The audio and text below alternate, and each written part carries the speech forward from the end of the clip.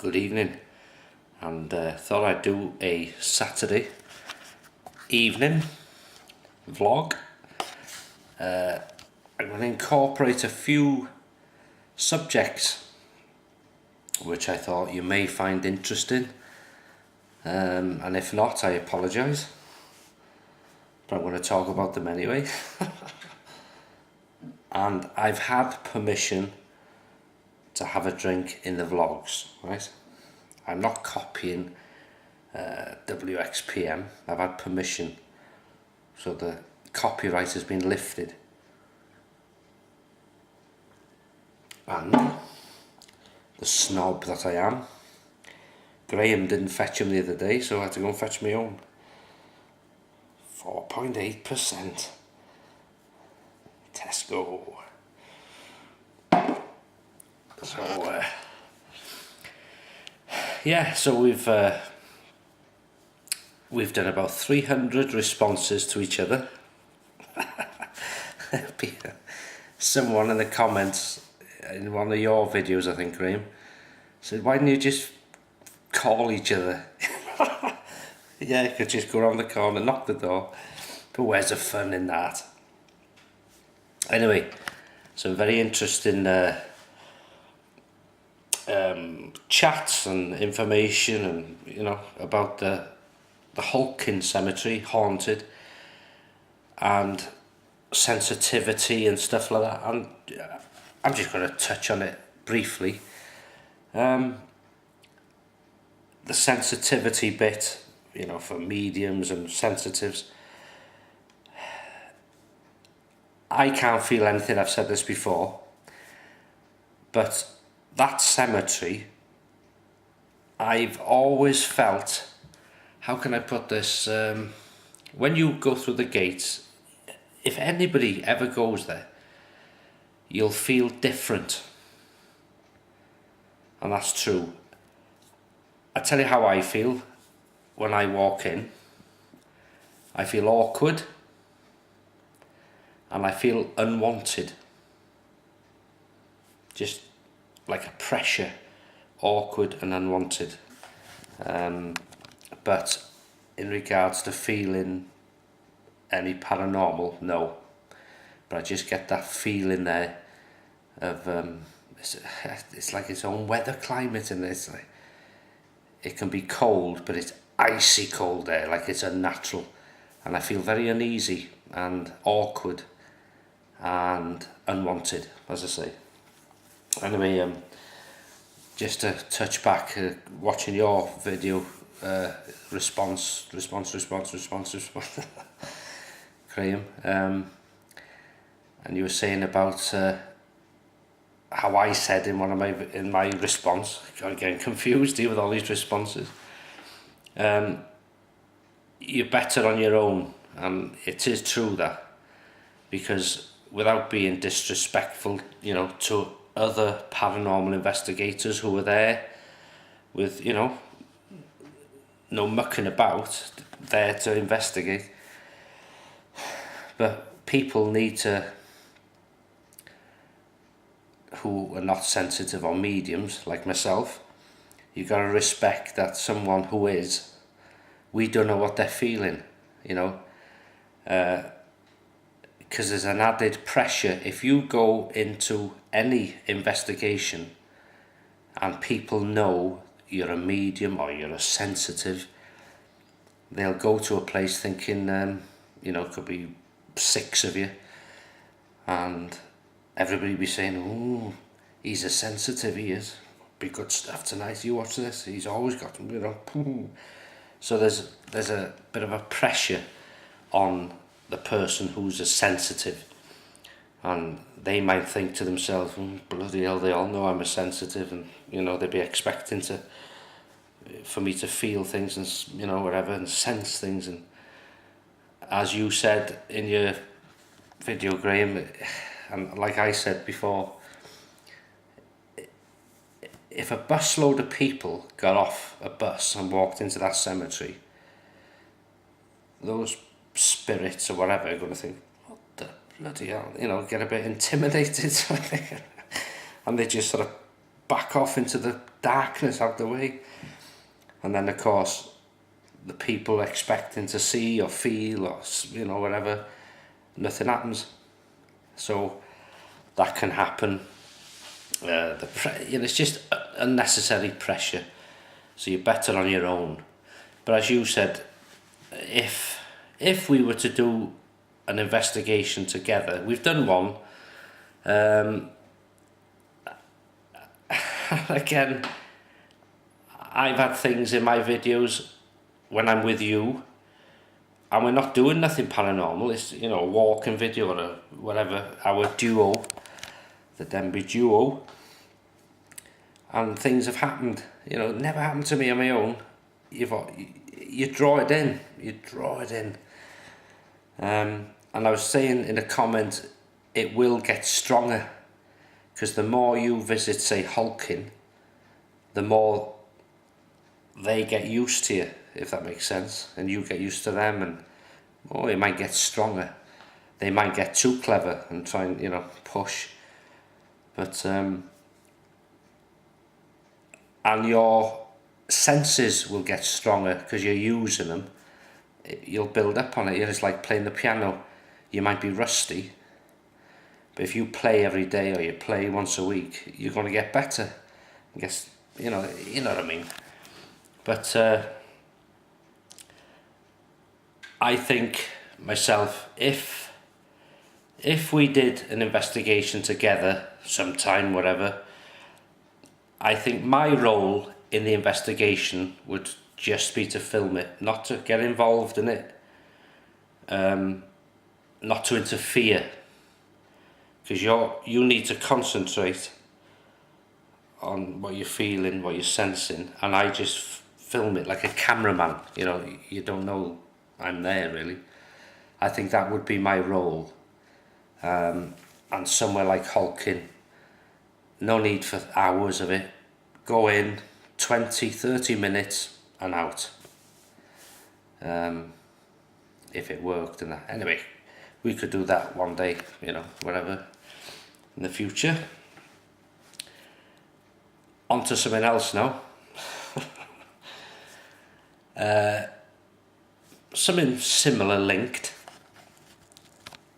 I remember, I don't know if I mentioned this, many years ago, down south, they were excavating a cemetery because they were doing building work or something. The cemetery was 300 years old or something. They had permission to dig part of it or something to build a road or whatever. And it was a Victorian cemetery. And in those days, coffins today tend to be lined with either silk or satin, But in those days, in the sort of Victorian era, they were lined with like a purple velvet lid and internal coffin. And they had to exhume the remains in this section of the cemetery, and all done correctly. There was permission granted by the church, permission granted by the government, and the police were in attendance as they exhumed the bodies. Oh, not bodies, the remains. And they came across one coffin which had the lid, the screws or whatever they used then had sort of rotted away, whatever, and the lid was loose, and the coffin was in fairly good condition because they were solid, proper solid oak, no messing about then. So they lasted for many, many years. Anyway, obviously when inside was just the bones, the skeleton, but what they couldn't make out was, when somebody's placed in a coffin after they've passed away, they're sort of lying back, and the hands are sort of like that, this hand here and this hand here. I can't show you because I'm holding the camera.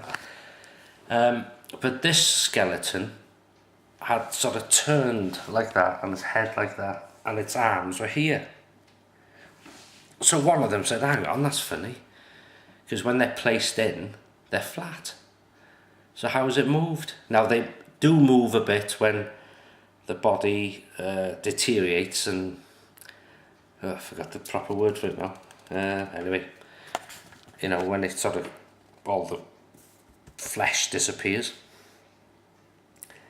And it still had part of the clothes on, and most of the innards, you know, the velvet was still intact. Amazing.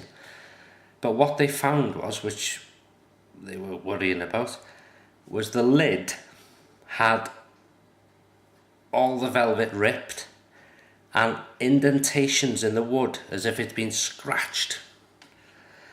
Now, the only thing they can think had happened was, remembering it's Victorian times, so if somebody went in what we know today as a coma,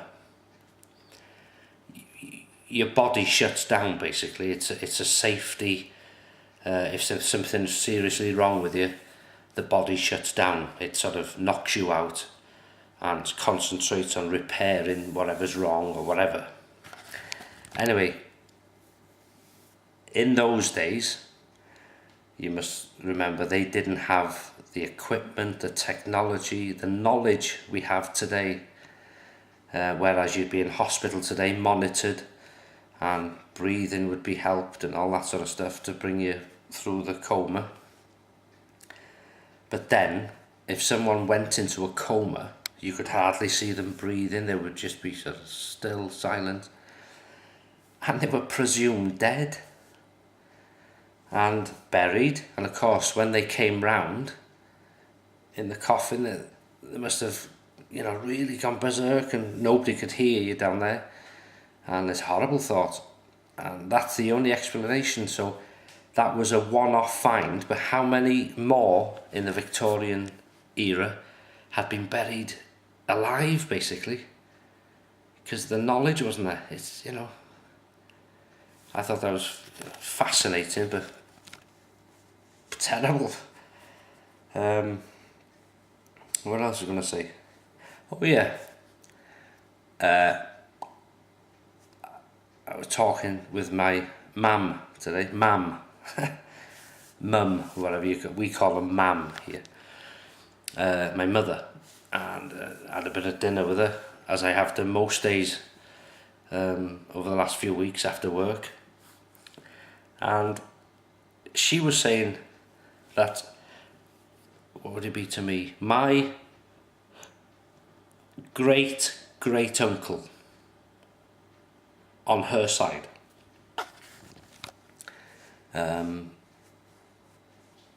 Tommy, I think his name was. Well, he was awarded the King's Cross medal, and it was quite, you know, and that medal was handed to you by the King, King George,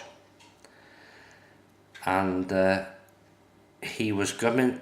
King George was coming to Ruthin, which is 8 miles away, roughly, and those that were getting awarded the medal had to be in Ruthin on the square on the top, and they lined up, and the King would give you the medal and shake your hand. And there's a picture in one of the banks in Ruthin of that ceremony. He's there shaking their hand, giving them the medal. My great uncle was one of them, for services to the crown or services to the country, whatever it was. I don't know what he was awarded it for. I'm not sure if it was something to do with the wars or something. It must have been the First World War. Anyway, he wasn't going to go for this medal. So the family said, bloody hell, you gotta go, you know, the King is coming. I mean, the King then coming to a small place like round here. Anyway, he went and had the medal, and he was a bit of a drinker, and, you know, a bit of a drunkard, so the family say. And he went and sold the medal so he could go and buy a drink. I mean, what a bloody shit house.